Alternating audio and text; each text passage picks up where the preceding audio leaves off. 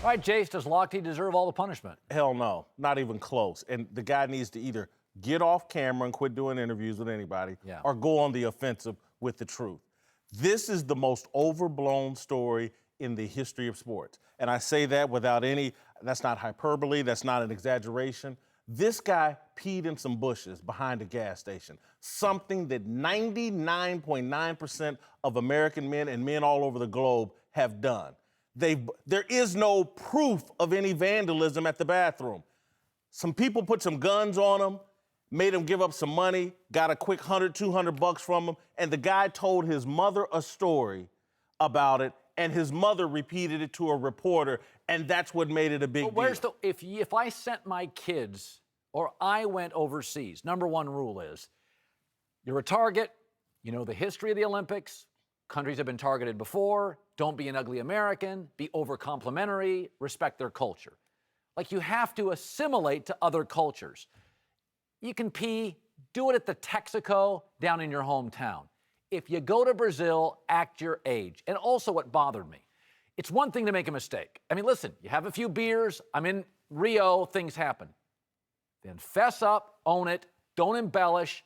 He didn't get to the truth until about the fourth time, which to me illustrates his judgment is so bad, he made an awful mistake and then didn't understand how bad it was. Colin, nothing he did rose to the level in any country, particularly a country that you give the Olympics to. If the rules are, hey, if you go to this country, if you don't walk a straight and narrow line, someone may pull a gun on you and extort you for $100, $200. If that's the rules of the country, then you've chosen the wrong country to host the Olympics.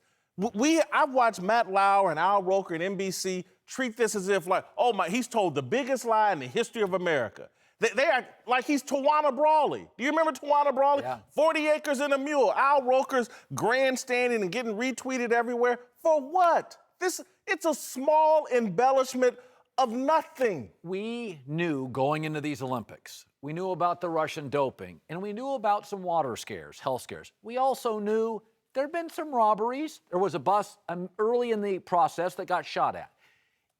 He's a veteran of Olympics. Like, Ryan Lochte's not an 18-year-old cyclist. He's a 32-year-old multi-medalist.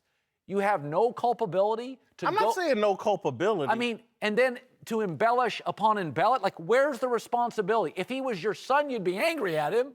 If he were my son, I would be angry at him, but I would be more angry at the people that pulled guns on him over nothing. This is turned into left-wing swim-ghazi. You ever heard of Benghazi? Yeah. And, oh, my God, what Hillary Clinton did or didn't do, and they overblew that. Now we're overblowing swim-ghazi.